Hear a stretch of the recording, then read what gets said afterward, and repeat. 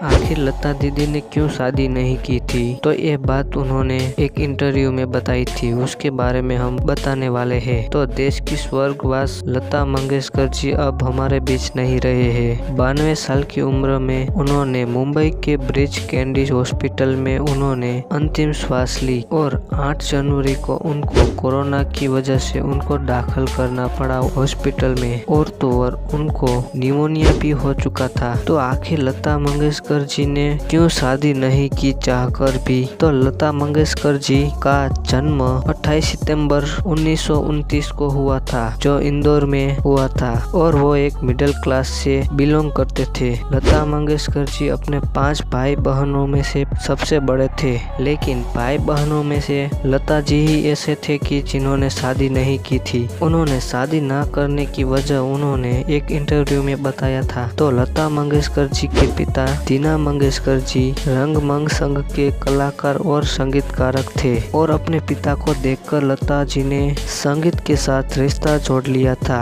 पर जब तक लता जी के पिताजी जिंदा थे तब तक सब कुछ ठीक चल रहा था, लेकिन किस्मत को कुछ और मंजूर था। और तब लता जी 13 साल की थी तब उनके पिता का निधन हो गया, जिससे घर में लता जी सबसे बड़े होने की वजह से उनके ऊपर घर की जिम्मेदारी संभालनी पड़ी थी, और उन्होंने अपनी पढ़ाई भी छोड़नी पड़ी थी। तो लता मंगेशकर जी अपने घर की जिम्मेदारियां और भाई बहनों की जिम्मेदारियों की वजह से वो कभी भी शादी कर नहीं पाई। इस वजह से लता मंगेशकर जी ने शादी नहीं की थी, ऐसा उन्होंने एक इंटरव्यू में बताया था।